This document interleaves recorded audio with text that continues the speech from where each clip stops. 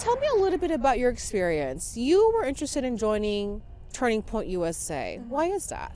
I was interested because I was educating myself within the liberals and the Democratic and Republican clubs.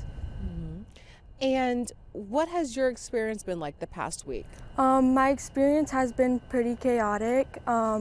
Includes a lot of bullying and harassment, and I would say a lot of kids who follow the Turning Point account have been getting that type of feedback as well. So when did this all go down last week? Tuesday. And what happened exactly? So on Tuesday, it was presented to us on Facebook and Instagram that Turning Point was going to be a club at our school. And from then, Wednesday, people did a walkout early in the morning, and they did a protest through the auditorium and the cafeteria and stood up and they were debating.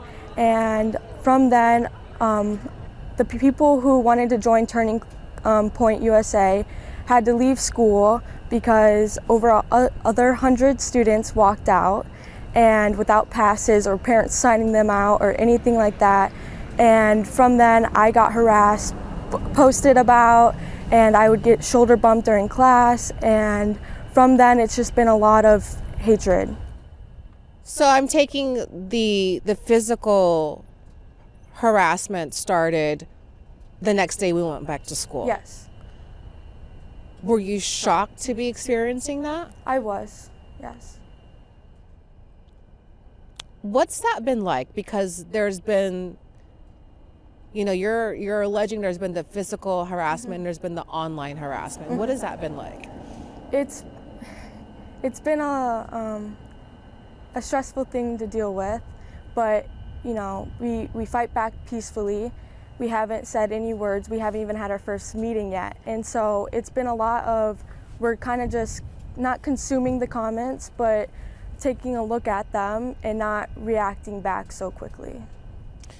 Some of the comments you've heard from the other side, they're saying, how can we allow a club that is, in their words, not inclusive and brings up viewpoints that we don't agree with? What do you say to that?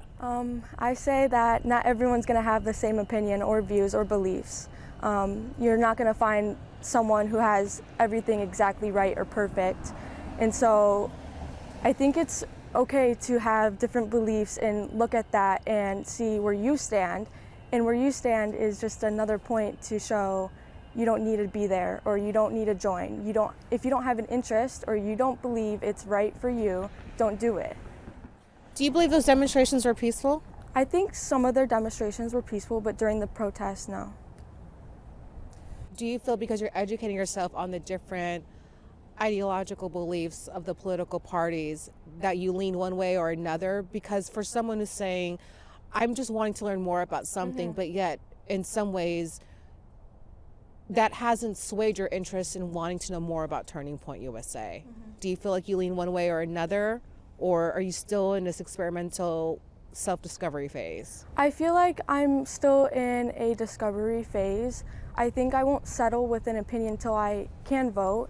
And when things are different, people will come in and out of office. Time evolves, and there's different people, there's different views. Someone from the Democratic Party might have something that I like, and I want to vote for them. And so I think it's more about educating yourself within the time period. I like how you mentioned this is about educating yourself. What sort of lessons have you learned from the past week or so?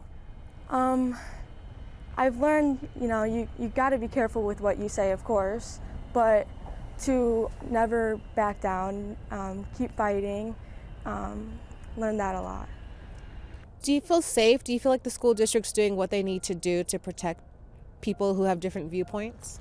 I think they're more working under the laws right now, and that's right, of course. But it's not giving everyone clarity. It's not giving everyone a whole statement because, if we weren't at that protest, we didn't hear what our superintendent said. And he did send an email, but some of the email was wrong. And yeah. What was wrong in the email? they called it a peaceful protest, and I don't think it's peaceful if there's harassment going on during the protest.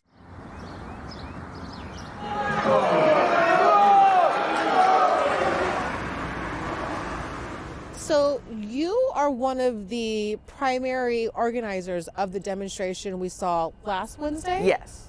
Let's back up a little bit before we got there.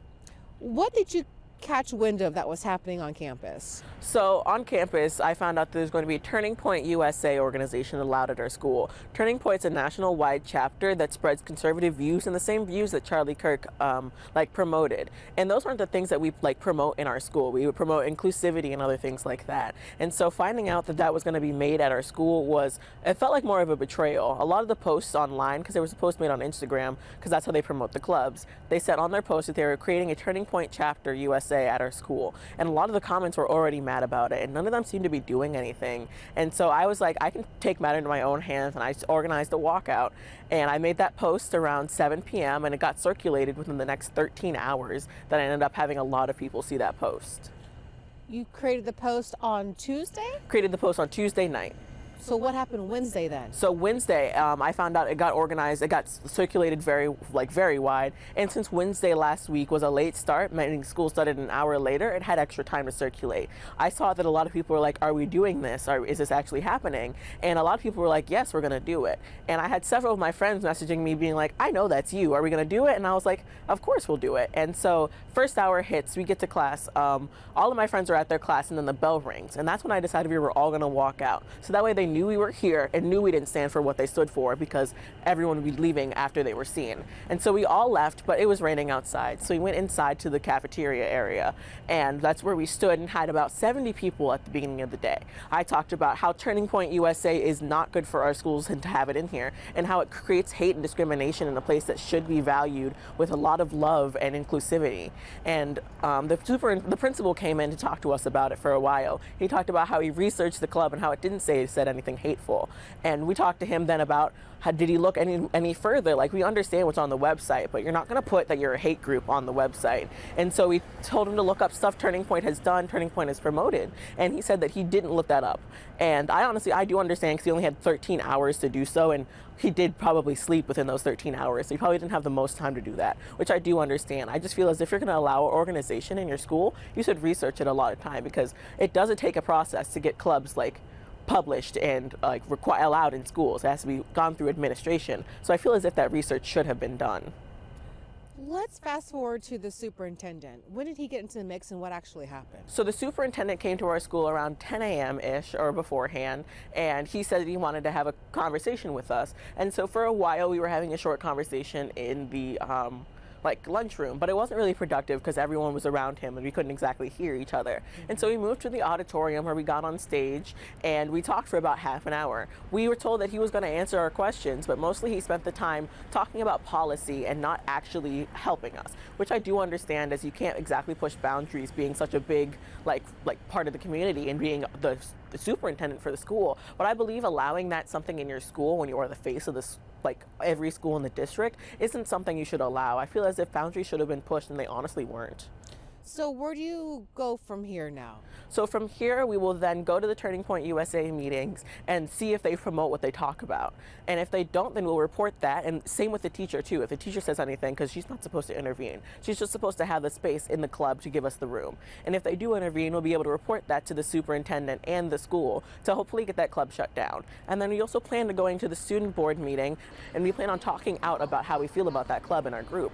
And we'll plan on then monitoring what the club says and does to make sure it follows the guidelines. And if they do slip up, which honestly we bet they will, we will then report it and see what happens from there. There's a lot to unpack there.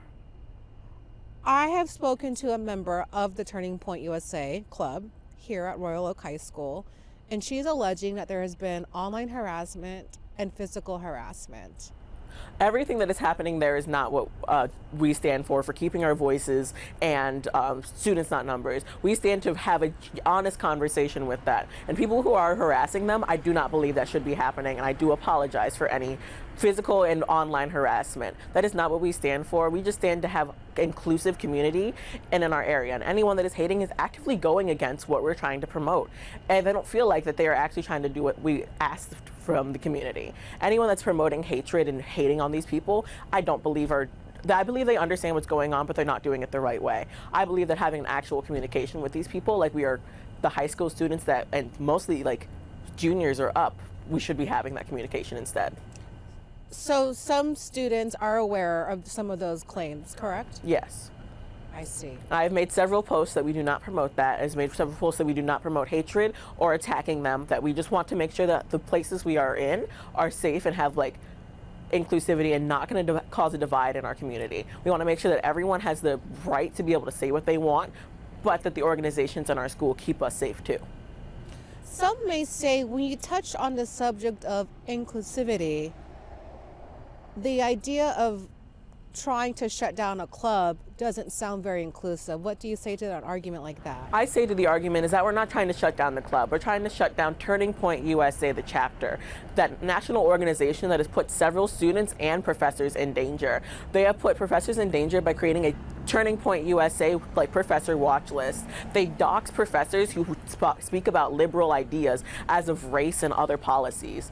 And they have brought students to dangerous areas and brought in people into schools that are dangerous, like Kyle Rittenhouse, who has put several people in harm. I am not against shutting down their club. I'm against shutting down the Turning Point USA chapter in our school.